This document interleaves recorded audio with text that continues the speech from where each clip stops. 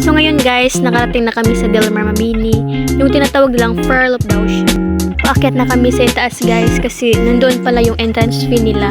At yung entrance fee daw nila, sabi yung lalaki is 20 for adult, then 10 for children. So guys, grabe ang taas guys.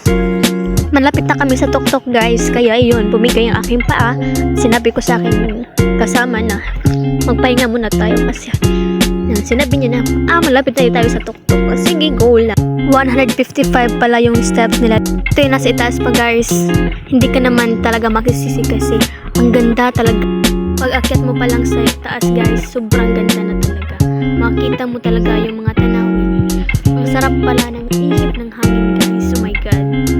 Ngayon pala papunta na kami sa may entrance kasi yung entrance kasi nila nasa itaas. So, nagtanong na kami kanila ate.